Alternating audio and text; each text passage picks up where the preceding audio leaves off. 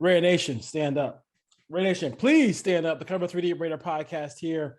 Dwayne Douglas, podcasting on the beautiful shores of the Pacific Ocean out here in California, if you will. Dirty Jersey, Ken. What's going on, guys? Chilling. Just fresh from the game. Had the great face paint on during that. I might have to do a little. I'm gonna have to put that picture up during the podcast. And then Paradise Raider out here, Oahu Raider. How you doing, Sean? Out there in Hawaii. Yeah, doing well. Excited to get back off the bye week. There you go. You know, the picture's incredible. But yeah, Ken, shout out. Nice paint. You look pretty badass. And you look pretty badass.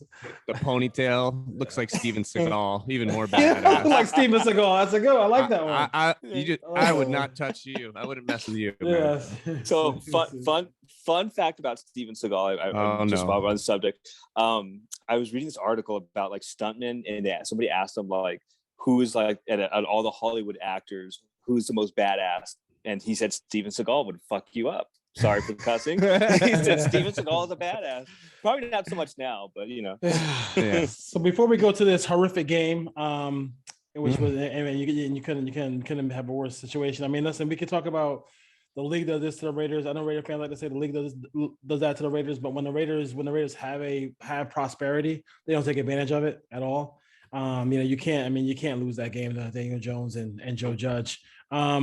But let's. I don't know if we didn't talk about the Ruggs thing since it happened, right? So let's just spend a couple of minutes for you guys to like. I've been talking about it on other podcasts. If you guys can kind of spew your venom, if you will, on that situation, or say what you got to say about that Ruggs situation that happened. Sad situation out there for him. I'll go first, Sean, I guess. Yeah, please. Yeah, I mean, I was just, I was talking to my girl about it, and it's crazy how a small decision can impact so many lives.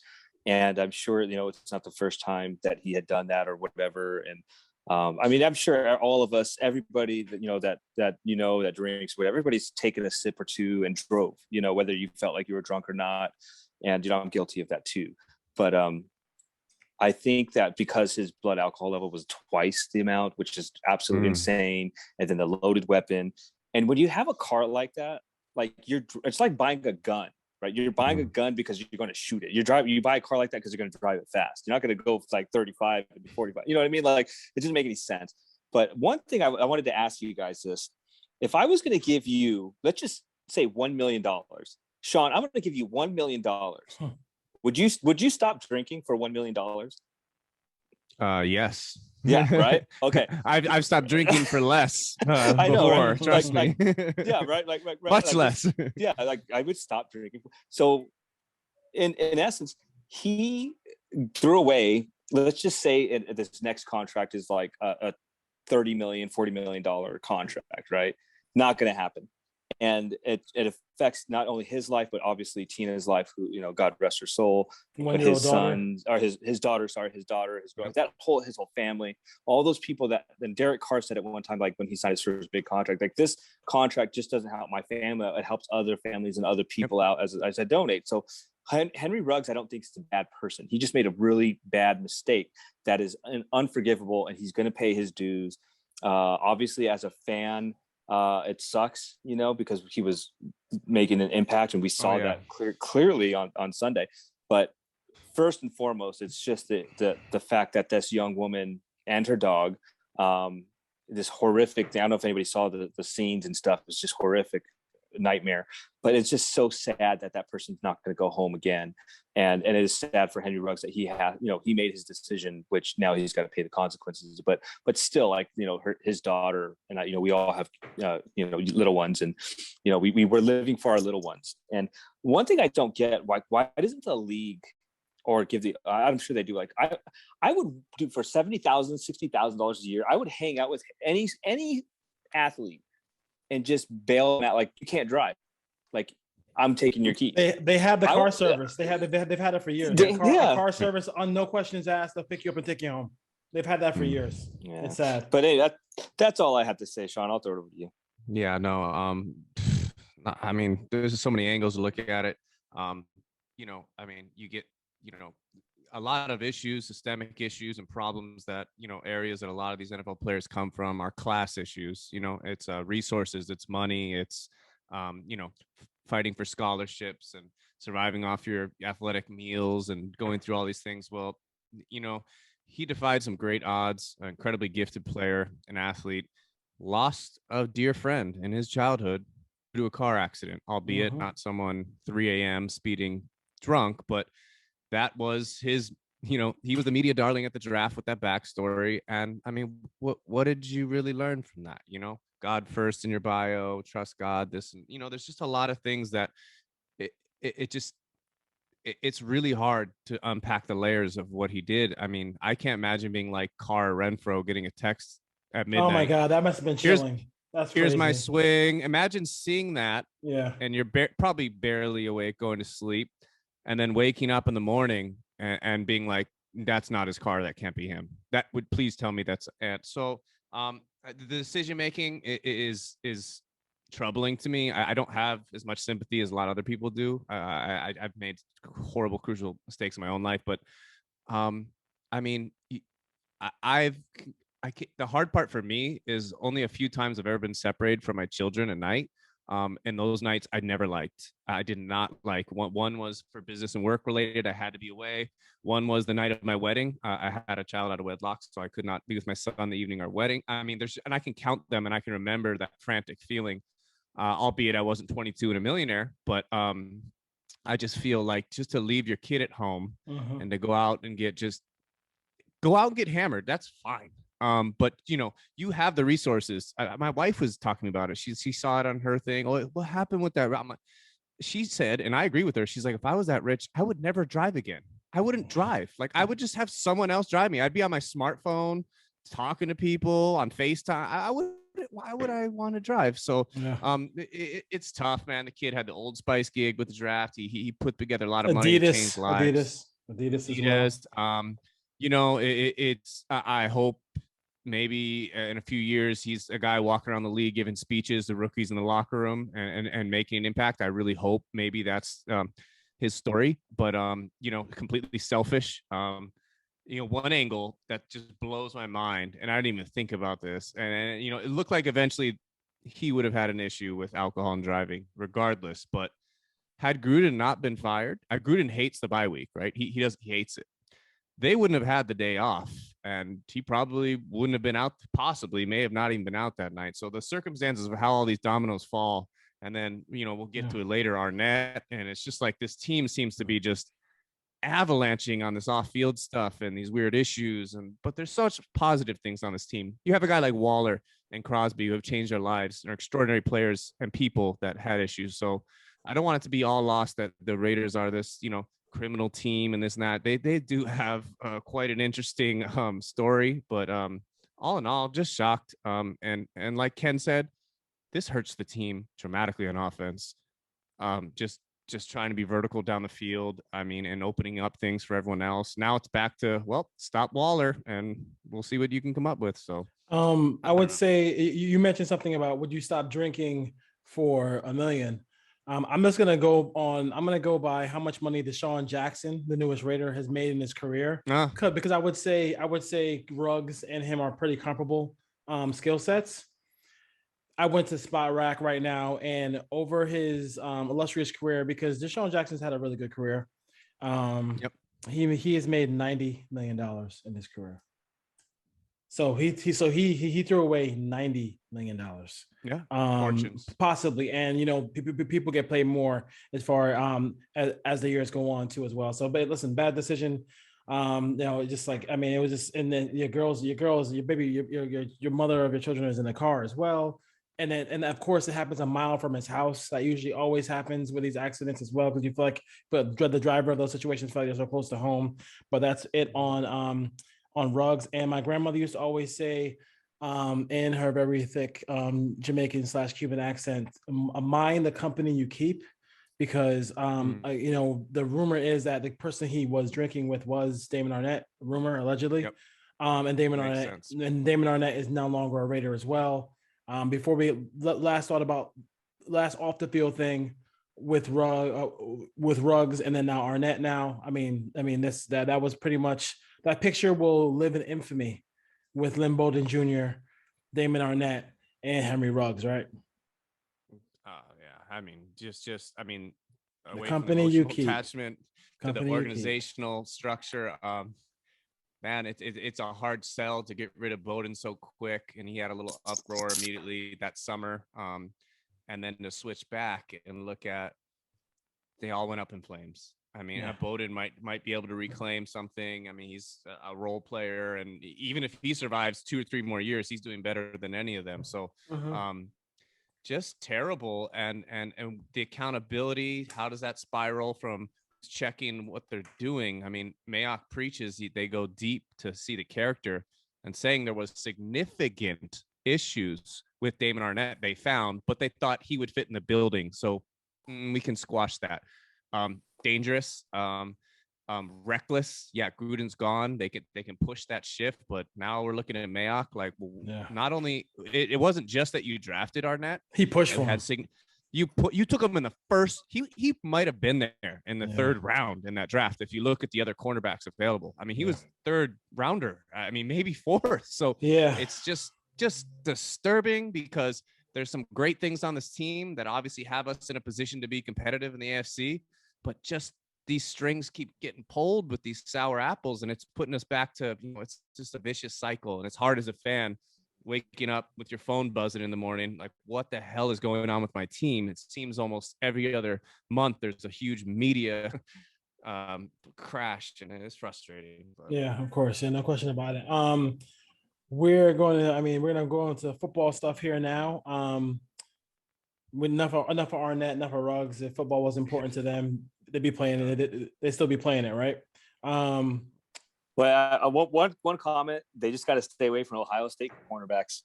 Well, I mean, but to me, I can tell you that too. I mean, honestly, like, I'm not gonna draft a corner. Are you gonna draft a corner from a league where they don't pass?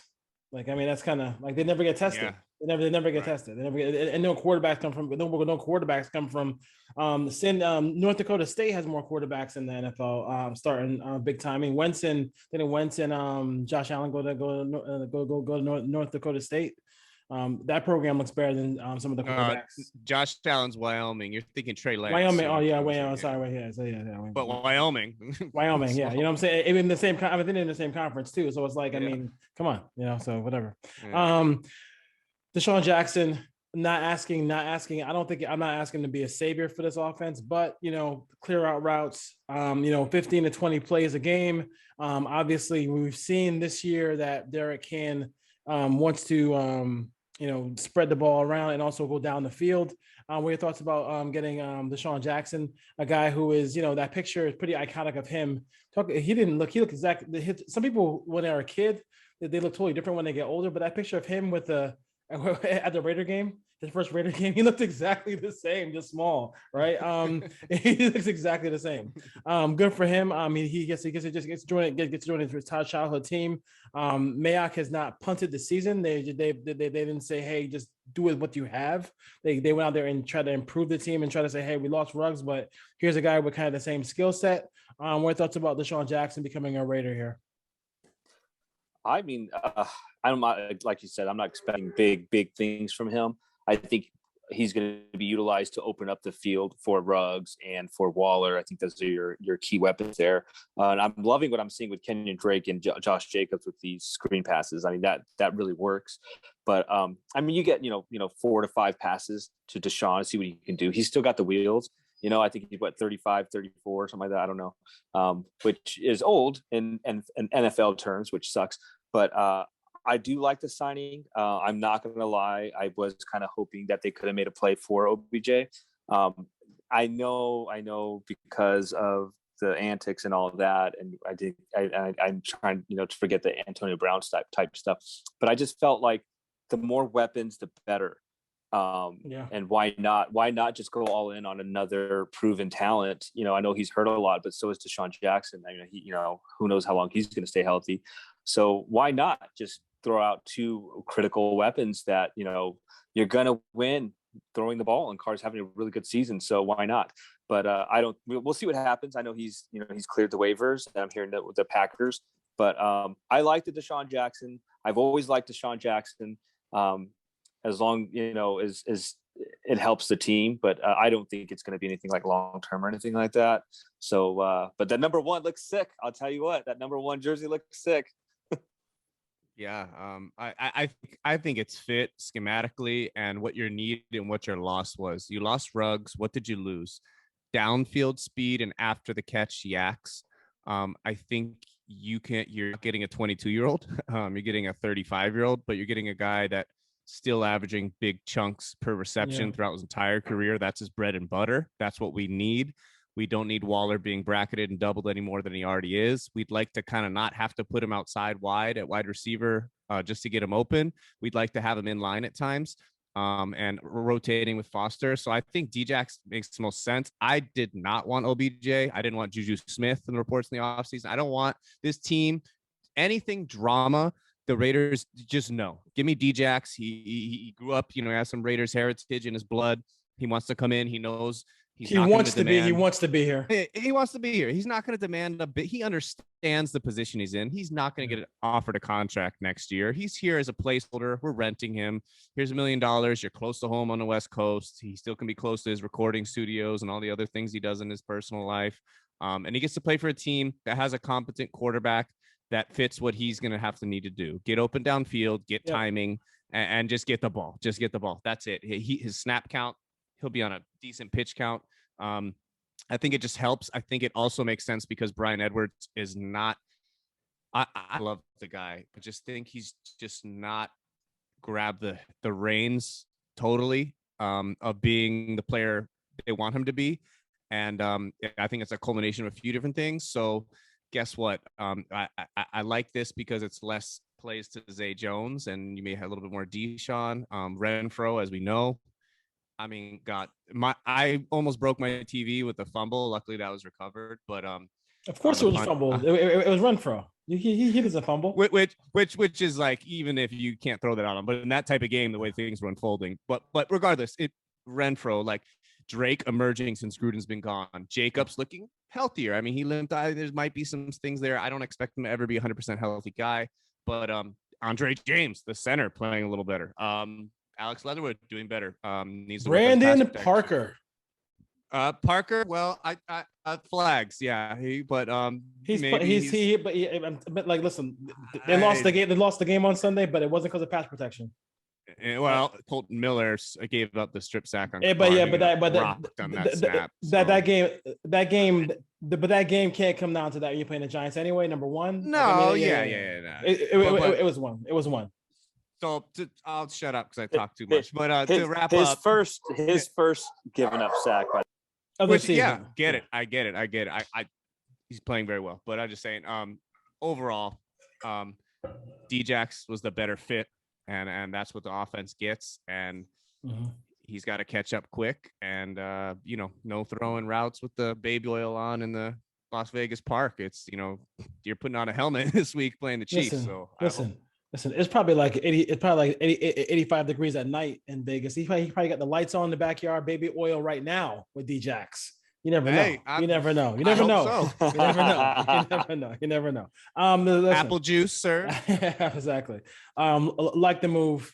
It makes sense. You're not asking him to be Randy Moss with the Patriots. You're just asking him to make a couple of plays down the field. Yep. It may not even be receptions. It could be pass interference. It could be all those different things. You have to be able to stretch the field just a little bit just to get, he just needs to catch one or two balls, get the ball in his hands, even on wide receiver screens, something that way. I think, and I do think the one thing I will say going into the Chief game is I am going to sit Zay Jones in a room, and I'm going to sit Brandon Edwards in a room. And I'm telling them right now, the first two plays of the game, we're going to either one of you. So be ready, because we can't, they need to be respectable in the pass game in order to get Renfro open more often, in order to get Waller open more often. They don't have to be Rice and Taylor. They just have to be like, hey, give me 3 or 4 catches a game. If I get 6 catches from both of those guys, then I know Waller's going to have a big day. I know that it was a critical first down. Some down the road. I mean, like they finally ran the play that I've been dying for them to run, and they ran to Renfro, and I kind of annoyed me. The play where you put somebody in motion, and the quarterback's in shotgun, and he just passes it back to the right. And they ran through. I mean, like, that's Edwards all the way. That's Zay Jones all the way. Just to get the ball in their hands. Like, those guys had touched the football in order to really help this offense a lot. They've been there for a long time, and I think Derek has to, both of those guys, especially Edwards, is not going to get clear separation. So especially in the goal line, you got to give him the jump balls. I mean, that's what that's what he is there for. Like, so the red zone issues have kind of plagued them a little bit again. So they have to get over that, because listen, I watched the Chiefs. I watched all 22. I was off today, so I watched all 22 of the last 3 games. And we'll get into the Chiefs a little bit more, but because I want to talk about the defense in this game as well before I do that. But I'll tell you what I think about the Chiefs in a little bit. But going back to the Giant game, it is frustrating to watch a game where we give up 16 points and lose. The pick 6 was, was Derek. You can't throw that ball late. You can't throw the ball late. You just can't. And then Carl's son was that was the worst. I mean, I'm not sure about how that felt in the stadium, but I know that felt like somebody kicked you right in the no zone. Ken, when you miss a 20-yard field goal, my God. Yeah, I mean, it was a nightmare. I do want to just that first score with Ingram over Abram, he got mossed. I want to say something. I thought I was going to pick that ball off. My God. Yeah, I want to say something that wasn't on TV. It was right in front of me because we were right there on the corner on the first row, and the sun was literally in our eyes. So that was a true 50-50 ball. And Ingram just got better position barely, but it looked like, I don't think he could have played that any better. I'm not going to knock Abram on that. I mean, I know he messed up on a couple other plays here and there, but that one score, that was purely the sun was in his eyes. It was cloudy, but just at that moment, the sun was in his eyes. I thought the defense played killer. I love when Ngakwe's motor, man. That guy has just been on it the last couple of games. Even Crosby gets, I mean, we see it on TV, but even in person, like, it is so blatant. Like, he's getting held like almost every single play. And it's a good thing, because, it's not a good thing for us. And then we're going to get the flags, but he's that good, Carr was just off, just a bad day at the office. He's played, excellent football till this game. He missed, those couple of touchdown passes and whatnot. And you what was it, like 6 red zone trips, and you just don't score. Like, there's no excuse. And I don't know if it was Gruden or Carr or whatever, but one thing that, I think Sean will agree with me on is, you got Marcus Mariota there in the red zone. Like, you need to put him in there and get a package play for him. Like, I just don't get why they don't do that. And I kind of understand, like, if you're Derek Carr and you're the captain of this team, like, we're in scoring position. I'm the one that got us here. I want the ball. Leaders want the ball. I get that, but it's not working, and it hasn't been. I think Jacobs ran angry this game. I love what I'm seeing with that duo. I really am. And then Ingold making the appearance there. But let's get these wide receivers going. Just a bad day at the office. I thought the defense played really well for the most part. But I'll pass it over to Sean. It was funny. Oh, let me just tell you about my experience at the game. So we're at the game, and I'm giving the business to all the Giants fans who are there, and there's a guy sitting behind me, we're just talking trash the whole time. It's fun. It's good fun. And, they have the media taking pictures, and the Raider media, right? So I'm screaming, like, take my, come, take pictures. I give them my phone, they take pictures. And I didn't realize it, but Heidi Fang was down there, and she I go, what's your name? And she goes, I'm Heidi. I was like, Heidi Fang? She goes, yeah. And she goes, are you Ken? I was like, yeah. I was like, oh my God. So she got some really good pictures. And also the cars, the guy, the guy we interviewed? Bob Carr. Yeah, Bob Carr and his sister, Terry, they both got my picture a few times because, I had the face makeup and all that stuff. But It was an awesome experience. Obviously, look, I guess the second game I got to go to. It just sucks that they didn't win. But one bad thing that did happen, and my girl's gonna laugh at me when I say this. I locked myself out of my car, so we had to sit there and wait for the tow truck. But we couldn't go anywhere anyway because everybody's trying to get out of the stadium. So we're just sitting there hanging out, just freezing our asses off. But I'm excited for Dwayne, for next week. You're gonna go see the next game. It's an experience. Sean, it's too bad you live in. Well, it's not too bad that you live in an island, but hopefully you get out here to the mainland and you get to watch the game soon. Yeah. Right on. Cool. If that happens, we all go into that same game. Yeah. It might be 2023, but we'll make it happen. I think next year sounds about right. All right. I just bought a place this year. I know how it is. I'm always down to go. You guys don't the base make it up. I'm good to go. Man. We pick a game. We'll pick a game and we'll go out there. It'll be fun. The Ninth Island, right? Ninth Island. Ninth Island. Hey, very good. Very good. I just to piggyback off what Ken said. I think the overall issue here and what Dwayne said, it was 16 points.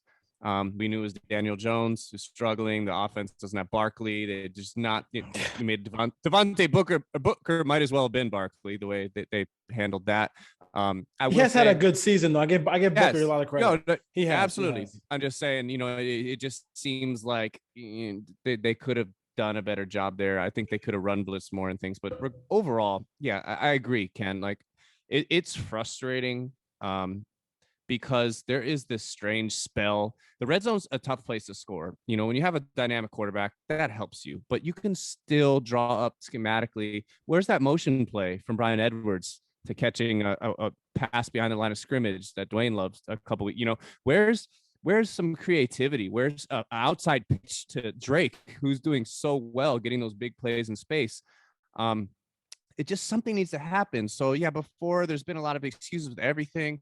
Gruden's gone. Now it's Olsen. I understand Olsen, is going to have a little bit of a curve of what can I get away with? What can I do? What can I install? The two previous games were pretty good for Olsen. So now he hit a little bit, hit a spot here right now. Yeah, absolutely, Dwayne. No question.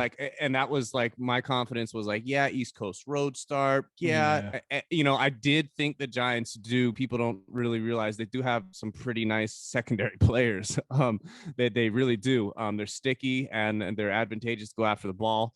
Albeit their whole roster isn't great. But you're just frustrating. The red zone trips, look, man, I have a little bit of bias with Mariota, but at the end of the day, you retained him. You restructured. You gave him a new deal. He's there. You're just wasting a skill set.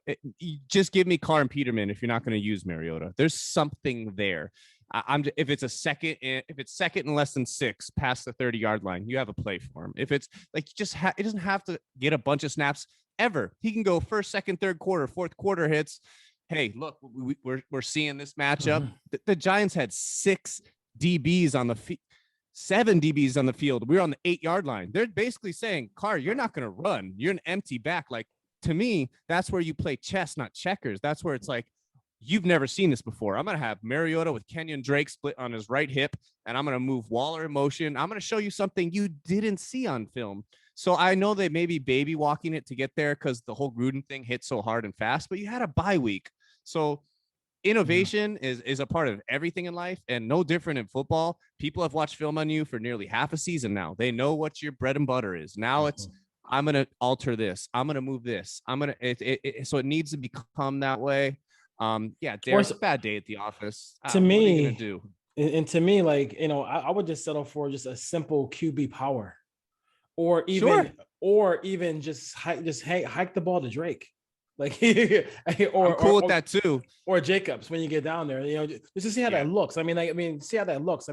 That is really a difficult matchup for a matchup for for linebackers for a team as well. Sometimes you gotta take your starting quarterback off the field in that moment, which kind of gives away what you're doing, because sometimes that cornerback, unless the quarterback goes in the fetal position, he might take a huge shot.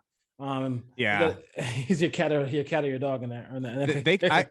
I'm actually still okay with the keep Carr on the field with Mariota, which is what sometimes people do.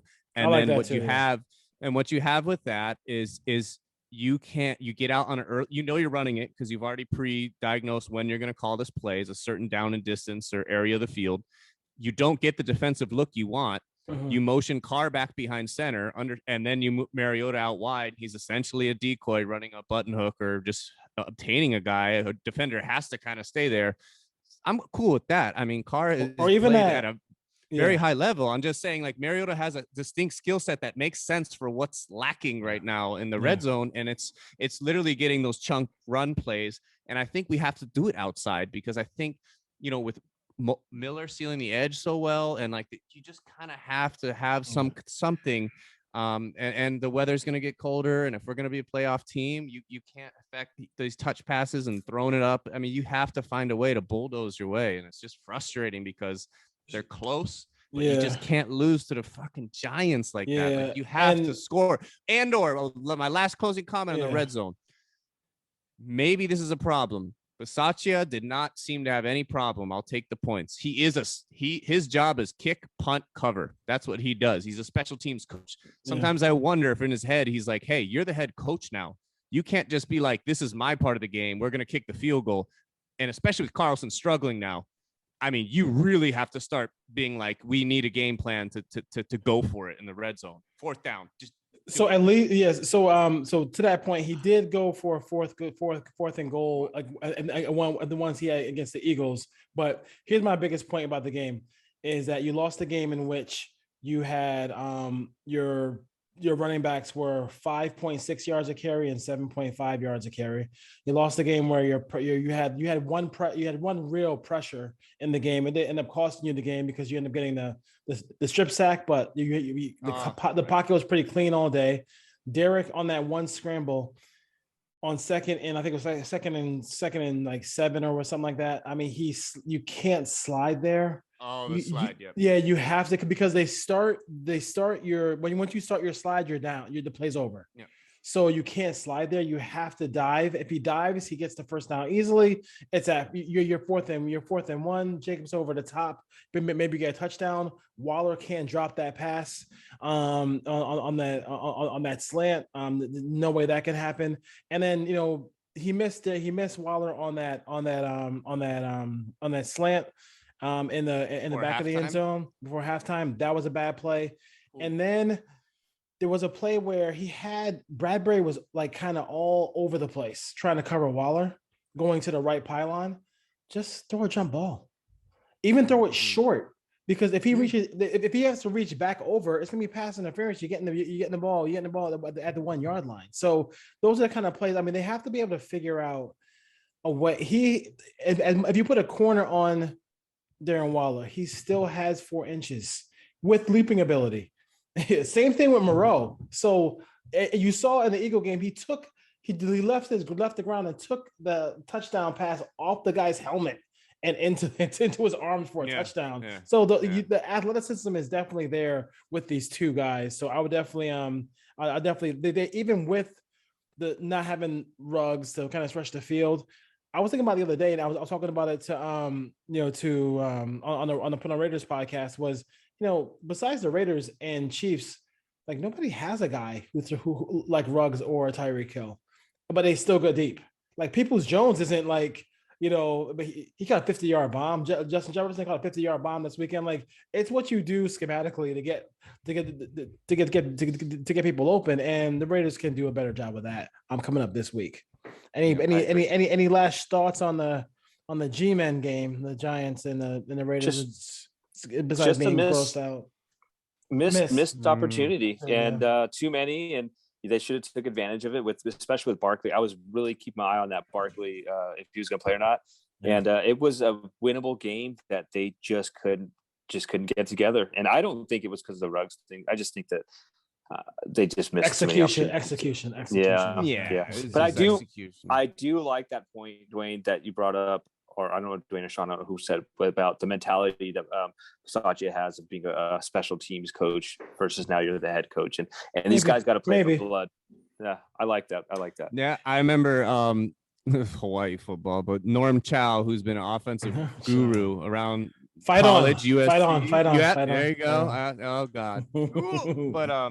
But you know, and he came out to Hawaii to be a first-time head coach. And I remember like his second game, him telling the media, I was wondering who was going to call the timeout because I'm not used to calling it on my own. And I was like, okay, yeah. You're good at one thing, and that's all you do. So Bisaccia is just giving me some leadership.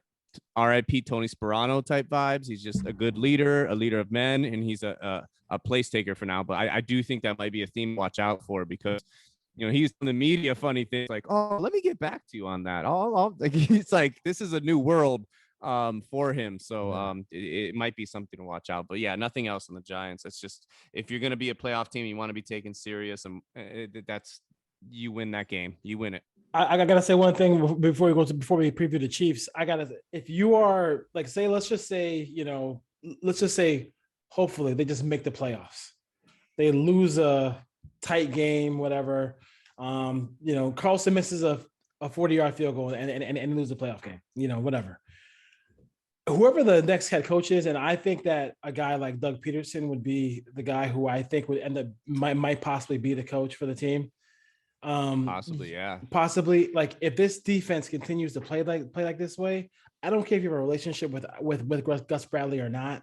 Like if they continue to just give up like 23 points or less every single week, you gotta consider keeping him. Like, and he's been a great GM as well. I agree. Like he's hit on every guy who's come over, even Faison, the Damian Square. Oh, he looks good. Like Phylon, like whoever he has brought over. From the Chargers or from his Square past. And all these different guys, yeah. So Square came in the Bronco game, first play sack. I'm like, who's Damian Square? Like, and look at Solomon Thomas. He looks Solomon Thomas. Yeah, Solly. He looks like. I mean, he was a number 3 overall pick, and he's resurrected him. And Casey Hayward to do with. Casey Hayward is another one of the best balling, corners in the league. I mean, every single guy he has pounded the table for has been a really good player, and I think he along with Miles have just done a great job with the secondary. Like I actually, when the ball's in the air, I don't like have heart palpitations. I don't have that. Like I mean, I feel like Trayvon is going to make a play. Amore is going to make a play. Like I feel like the improvement in Abram has been playing under Hobbs. control. Like Hobbs has just been. Geez.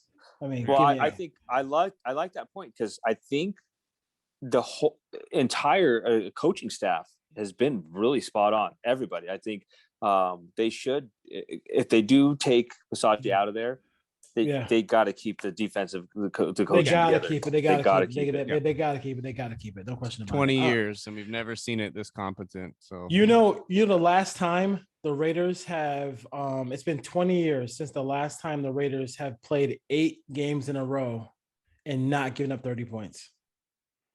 2001 was the last time they played 8 games in a row where they didn't give up 20 points. 30 points or more, which is amazing. Chiefs have not looked good in the last couple of weeks. I have dove into the all 22 pool of the Chiefs for the last 3 weeks. The last 3 games they've played. They got a huge break. Of course, they got a huge break. I love how our enemies get all these breaks, and we can't take care of any of them. The Chiefs play the Packers with no Aaron Rodgers. We'll see if Nick Chubb, who was in COVID protocol against the Patriots, who had a huge game this week against the Bengals, if he's going to play this week. But they just before at first I was like, you know what? Oh, here come the Chiefs. They're going to win. They're going to win. They're going to find a way to beat the Raiders and all stuff like that. Whatever. I'm going to say this, and if I'm wrong, I'm wrong. And I don't think I'm being a homer when I'm saying this. I watched all the games. I watched both teams play all 22, and I just feel like the Raiders are just better. They're playing better. They're just better on defense. They're better in the secondary. I get it. If you drafted the 2 teams, the first 2 picks would be Mahomes and Tyreek Hill. I could say Waller, and then maybe and then obviously the ability of Kelsey is still there. But after that, it's gonna be a lot of Raiders there. I mean, it's gonna be a lot of Raiders. I just feel like part of me, I know Mo Moten, who I had on who I had on the podcast not too long ago, talked about the Raiders, and he's I think now he's putting out that he thinks the Raiders are going to be 4-5 going down the stretch here. I'm not, for some reason, I'm just not ready to jump off the boat, and I think this might just be. They really think it's just a down year for the Chiefs. I mean, like this week was a game where how could you not blow out the Packers this week? Like, how could you not? I mean, they basically scored 10 points in this game because the Packers had a muff punt that they got where the Chiefs got the ball at like the 5-yard line. Like, it's really, I mean, like a rookie quarterback. Like, I'm not saying that the Packers stink or anything like that, but I mean, how could you not kind of win this game going away in your building, rookie quarterback, all that stuff like that? They've been struggling for a long time. For Vegas, they haven't covered a number in like 2 years. They've really struggled, and I really don't think it's gonna the way the Raiders are playing defense, the way Ngakoue, the way Crosby, the way the defensive lines gets after the quarterback. I think the Raiders have they have to take advantage of this opportunity here. But I am trending toward liking them this week in a tough game against Kansas City, because Kansas City has not put they're bound. I haven't seen everybody says wait for their best, Sean, but I haven't seen them play good football in a long time. Yeah, I've watched a lot of their games live or clicking back and forth, and I think when you talk about the Chiefs, it's Reed and Mahomes, right? And obviously he has, one of the best trios in the league has been Hill, Kelsey, Mahomes. Undoubtedly, that has been the case. They are tripping on themselves hard right now. Mahomes looks like he does not know what to do with the clean pocket. Yeah. He can't make the conventional drop back pass. It's almost like he needs to be thrown around in a blender to wiggle off. And when you do that, every other play in your offense, you're breaking off what the call is. And you can see frustration on Hill and Kelsey. My God, he looks like he's a pretty vocal guy. I wouldn't be surprised if soon he really lets out if there's continued struggles, because he's a great player and he's running the routes, and Mahomes is running east and west, and he can do it. The sidearms, the unorthodox throws. He's a magician sometimes, but that's not what you want to be your every down routine approach to an offense. This is an Andy Reid offense. There's technical things that you're supposed to do. There's timing routes. And it's not that. And I think they're very fortunate to have Tyreek Hill, because he can be a backbreaker at any time. Dude, yeah. He's so fast and he's so well conditioned. I mean, he runs 40 yards down the field.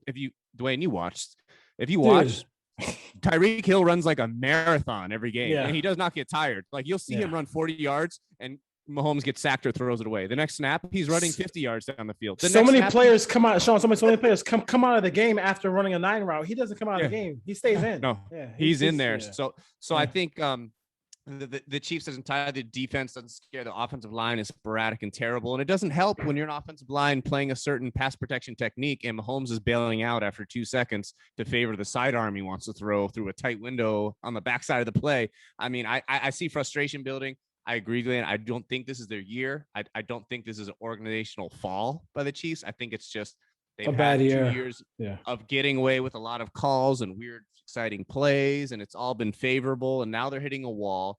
And Mahomes got that ungodly, $500 million contract. There's a lot of weight and pressure on them in a negative light. Maybe so too for the Raiders, because they came out hot and they look good, and you've had Gruden, Ruggs, Arnette. But I'm not fearful. I watched them play the Giants, which was a good thing to watch because we just played the Giants. I see, the Chiefs are constantly in a rut of mistakes, and Mahomes has been turnover prone beyond measure this year. I mean, so with Yannick and Crosby and Solomon Thomas and Jefferson and all the pressure the Raiders get without blitzing, he's in trouble. The thing you have to prepare for is the discipline and eye discipline of Abram and Morig, and because there will be opportunities to take that ball from Mahomes. And the Raiders need to capitalize off those. You gotta catch it. You gotta capitalize off of them, and you got to play strong situational football with Mahomes, and understand you can't let Tyreek Hill beat you, because I would rather have Kelsey go for 110 than Tyreek Hill break 100, because the type of yards and plays he can make really take a lot out of you. So I think schematically, Gus, they've done a great job, but Tight game. It's a rivalry. It's Sunday night football. It's under the lights, national media. The rug shit, I'm sorry, you got to bury it. I'm sorry, you're grown men. I went to work when my dad was dying of cancer. Nobody knew. I did what I had to do. These guys are paid millions. Show the fuck up, focus, concentrate, bury this terrible road loss, and do your job. So I'm hoping Bisaccia and Carr and the leaders of that locker room, Waller and Crosby and Renfro's, that's the thing. Also, I'm just if it's going to be a close game, so be it. I do not want to see Carlson have to win this game. So let's avoid that. because Ken Bucker's not missing. Bucker and who's the guy in Baltimore? I always forget his name. But he's those Tucker. Two guys. Tucker. Both those two guys are probably the best two kickers in football. Yeah, I think the first to 25 wins. I think it's going to be a high scoring game. Maybe high 20s, 30s. If the Raiders, who Sean just mentioned, they just played the Giants. Go back and you look at how the Giants played both these teams. You do that same defense at too high, and you make obviously you want to make Mahomes uncomfortable, but he's so squirrely sometimes, and you got to watch your angles as you're coming down on him. But I do like that mention of Solomon Thomas up the middle, because if they can get that pressure up the middle, and then Max and Ngakoue do their thing, I think he'll be all right. I also like the comment earlier about our D-backs. When there's a bomb in the air, I feel pretty good, most of the time. So I don't know if Trayvon Mullen's on his way back this week. I'd love to see that. I mean, he's had a lot of time to rest. Faison's been doing pretty good. He's actually really a physical guy. Yeah. He's a big horn. Yeah, he's a big dude. And seeing him live, he is very physical. Like, I know the camera wasn't on him the whole time, but he is like handsy. I like it a lot. Hayward's just playing lights out. Hobbs is just an animal. I'm so excited about that dude. But yeah, I think it's going to be hopefully we play them. If you look at last year, we lost by a touch. We could have swept them. It was just that one touchdown to Kelsey, which was a blown coverage. So I think if they continue that momentum, this could be a win. We're back at home.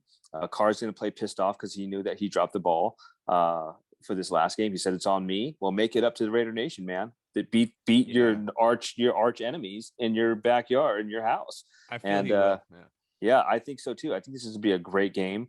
I'm excited about it. I got a brand new Darren Waller salutes the service jersey I'm going to be wearing. So the juju is there, and I'm excited, man. Yeah, should be an interesting game. Sunday night football in the Death Star. So they got. Like I said, listen, this is an opportunity. You look at the AFC and the standings right now. The Raiders are 5th. That could also obviously change. With the Chargers, and and in this division, we all thought the Broncos. I don't think the Broncos. I still don't know if the Broncos are a playoff team, but they're hanging around. They're hanging around, and they keep winning. Somebody gets hurt. You never know. And people thought when they got Von Miller, got rid of Von Miller, they were kind of waving a white flag, but they played very well against Dallas. The Chargers and the Chiefs are right there.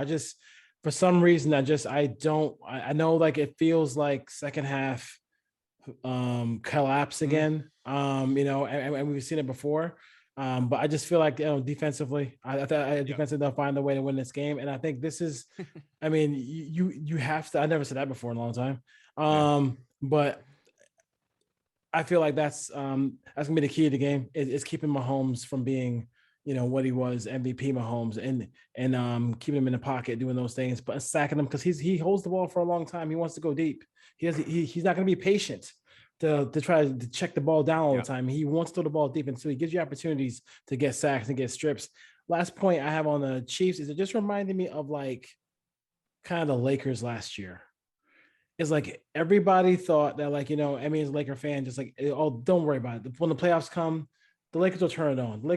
Right. All year we're waiting for the Lakers to turn it on, and then they end up losing in the playoffs, or just never being able to flip that switch. I think people expect the Chiefs to flip that switch, and sometimes when you do that, it just doesn't happen. And I kind of feel like this is the year where it's not going to happen for him. I just had that feeling. I could be wrong. It could be 45-10 Chiefs on Sunday, but I just, for some reason, I don't think so. Yeah. I want to see Waller get going. Like, it's just time. Let's get Waller going. I want to see Crosby with at least 2 sacks and a strip. I want to see that. I know he wants it really bad, and I want to see Carr just get back to form here. You know, he's having a good season. You know, just he shake off this game and let's get going. No question about it. Yeah. And parting, Sean, what you got? No, I think in parting, I'm very curious to see. I've been told from a lot of friends and ticket holders that there's a lot of Chiefs fans that are trying to get to Las Vegas and have been the whole offseason for this game. So I'm red and yellow sticks out against silver and black. So I'm curious to see what the makeup is of the fan base in the stands in Las Vegas. I'm also, if I'm looking at this game, there's a guy called Sorensen who is the Eric Harris of the Kansas City Chiefs defense. Oh man. If we had Ruggs, okay, that's, I don't like saying, but if I'm just saying Sorensen is in a blender. I know they're going to flee different people and do snap counts, but there's some irresistible matchups. Give me play action. Give me something. We can get downfield, even if it is Zay Jones or Edwards. But there's big plays to be had. Yeah, Sorensen versus Drake against Monroe, against anybody on this offense is a mismatch. He is. I'm not sure what he does to keep his, but yeah, you're right. It's like Eric Harris, dude. He is Eric Harris. He's a very good batting special teams player. He could probably do that role, and they just thought, here's your, and so, you know. No question about it. But yeah. All right. Cover 3D Raider podcast. Again, Dwayne Douglas, Monster Mash Ken, and Sean Oahu Raider. Ken, you always leave us in good spirits. So how are we going to do it this time? Yeah, Raider Nation, it's been a crazy 3 weeks or so. You know what? It's the crunch time now. We're right there. I put a tweet out. It went wild just about, you know what? Win, lose, or tie, Raiders till we die. No need to throw in the towel. The real ones know. You know, we've all been probably between all three of us, like 60, 70 years of being Raider fans. And it's not an easy life. But you know what? When they go into Kansas City, or when Kansas City comes into town, this is when we need you. So let's stay positive, and I think it's going to be a win.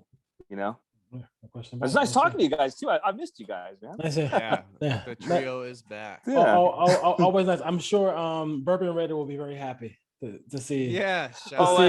To see this. When I post this show, I always tag Bourbon Raider because I know he's been us since day one, so I appreciate it. Hell yeah. I got to kick back to Raider Roo.